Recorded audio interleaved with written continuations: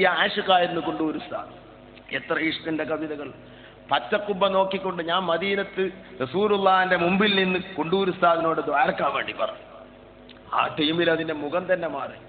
എന്നെ റസൂലുള്ളാഹി തങ്ങളുടെ ഖുബ്ബയിലേക്ക് കൈ ചൂണ്ടിക്കൊണ്ട് ഒരു ബേജാറിന്റെ ശൈലിയിൽ, എന്താ നീ ചെയ്യുന്നത്? റസൂലുള്ളാഹിന്റെ മുമ്പിൽ നിന്ന് എന്നോട് ദ്വാരക്കാൻ പറയാ, കയ്യുമുത്ത് ചെയ്യരുത്, അത് ചെയ്യരുത്, അള്ളാഹിന്റെ റസൂൽ മുമ്പ് അത് ചെയ്യരുത് എന്നാണ് എന്നോട് സൂചിപ്പിച്ചത്. ഭയങ്കര ആശിക്കായിരുന്നു. ആ പച്ചക്കുബയിലേക്കൊക്കെ നോക്കിക്കൊണ്ട് ചൊല്ലിയ കവിതകൾ.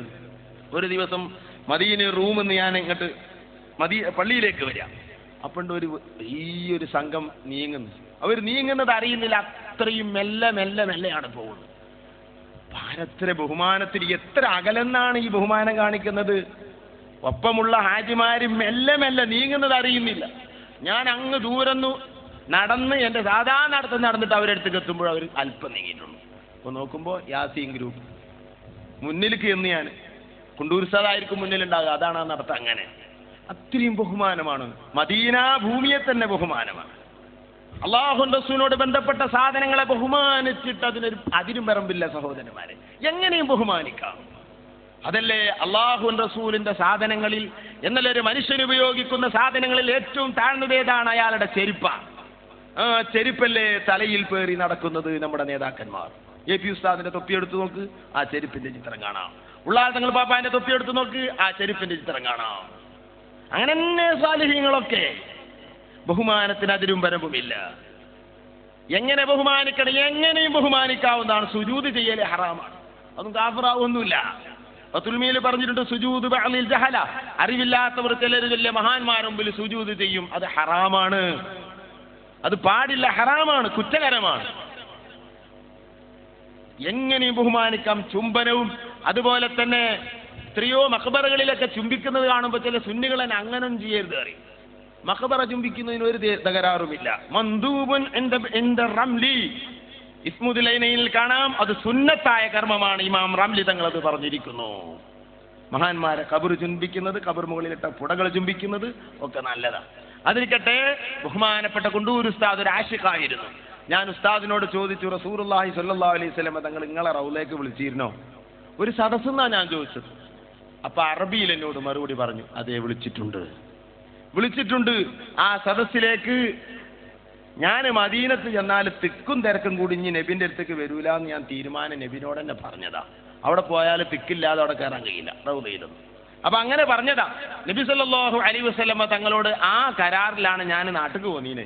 പിറ്റത്തെ ഹജ്ജിന് പോയപ്പോ തിരക്കുള്ള സ്ഥലത്ത് നിന്ന് ഞാൻ അങ്ങോട്ട് മാറി ബാബുസലാമിലൂടെ ഞാൻ റൗദയിലേക്ക് പോകാനുള്ള താല്പര്യത്തിൽ ഇങ്ങനെ നോക്കി നിൽക്കുക. പക്ഷേ തിക്കുണ്ടായതുകൊണ്ട് വരൂല പറഞ്ഞല്ലേ. അപ്പോൾ റസൂലുള്ളാഹി തങ്ങൾ എന്നെ മാടി വിളിച്ചു. സ്വപ്നമല്ല സഹോദരന്മാരെ, സ്വപ്നമല്ലേ പറയുന്നത്. എന്നെ മാടി വിളിച്ചു. നിങ്ങൾക്ക് ഇഷ്ടപ്പെട്ടവർ ഇവിടെ ഉണ്ടെന്ന നിലക്ക് റസൂൽ എന്നെ മാടി വിളിച്ചു. ഞാൻ പറഞ്ഞു അവിടെ തിക്കും തിരക്കുമാണ്. കൊണ്ടൂർ സാഹ് പറയാ, അറബിയിൽ എന്നോട് പറഞ്ഞതാ. അപ്പൊ റസൂലുള്ള പറഞ്ഞു, അതിന് പരിഹാരമുണ്ട്, നിങ്ങൾ ഇങ്ങോട്ട് വരിക. ഞാൻ ആ ബാബുസലാമിലൂടെ അങ്ങ് ചെന്നപ്പോൾ കൊണ്ടൂർ ഉസ്താദിനോട് പറഞ്ഞ വാക്കാ ഞാൻ പറഞ്ഞു, ഫൗനാക ശൈഖ് അബൂബക്കർ, അവിടെ ബഹുമാനപ്പെട്ട AP ഉസ്താദ് ഇരിക്കുന്നുണ്ട്, അവിടേക്കാണ് എന്നെ വിളിച്ചത്. പിന്നെ റസൂലുള്ളാഹിനെ കണ്ടില്ല. ഇതെന്നോട് കൊണ്ടൂർ ഉസ്താദ് പറഞ്ഞതാ. സഹോദരന്മാരെ, അല്ലാഹുവിന്റെ റസൂലിനെ നേരിട്ട് കാണുന്നവരാണ് അവരൊക്കെ. ബഹുമാനപ്പെട്ട കണ്ണിയത്ത് നവ്വറല്ലാഹു മർഖദഹു അഹ്മദ് മുസ്ലിയാർ അല്ലാഹുവിന്റെ റസൂലിനെ എത്രയോ കണ്ടവരാ. അപ്പൊ നബീനെ കാണാനുള്ള പൂതി നമ്മൾ മഹാന്മാരോട് പറയല്ലേ, എനിക്കൊന്ന് ദ്വാരക്കണം, അതും നല്ലതാ. മഹാന്മാര് പറഞ്ഞാൽ നമുക്ക് റസൂലുള്ളാഹിനെ കാണാൻ കഴിയും. ഖസീനത്തുൽ അസ്റാർ എന്ന കിതാബിൽ പറയുന്നു, ആയിഷ ബീവി റളിയല്ലാഹു അൻഹ എനിക്ക് കണ്ടമാനം ഫാത്തിഹ ഓതിയാലേ, കണക്കല്ലാതെ ഫാത്തിഹ ഓതിയിട്ട് റസൂലുള്ളാഹിനെ കാണാൻ കഴിഞ്ഞവർ. ആയിഷ ബീവിനോട് പറയാം, എനിക്ക് റസൂലുള്ളാഹിനെ കാണിച്ചു തരണം. ആയിഷ ബീവി റസൂലുള്ളാഹിനോട് പറഞ്ഞാൽ ഒരിക്കലും റസൂലുള്ള വരാതിരിക്കില്ല. ഇങ്ങനൊക്കെ ട്രിക്കുകൾ അയിമത്ത് എഴുതി വെച്ചിട്ടുണ്ട്. അങ്ങനെ കണ്ട എത്രയോ ആളുകളുണ്ട്. അങ്ങനെ ദ്വാരക്കാൻ പറയലുണ്ട് കണ്ണിയത്തിനോട്. പലരും എനിക്ക് റസൂലുള്ളാഹിനെ കാണണം. അപ്പൊ കണ്ണിയത്ത് പറയത്രേ, നബിനെ കണ്ടിട്ടില്ല എന്ന് പറയുമ്പോ ഉറക്കത്തിലും കണ്ടിട്ടില്ലേ? കണ്ണിയത്ത് ചോദിക്കുന്ന ശൈലി നോക്കുങ്ങൾ. ഉറക്കത്തിലും നിങ്ങൾ കണ്ടിട്ടില്ലേ എന്നുള്ള ചോദ്യത്തിന് എന്താ മനസ്സിലായത്? ഉറക്കത്തിൽ കാണുക എന്നുള്ളത് ഒരു സിമ്പിൾ കാര്യമാണ്. അത് എല്ലാവർക്കും കഴിയുന്ന ഒന്നാണെന്നല്ലേ ഇതിന് മനസ്സിലാകുന്നത്.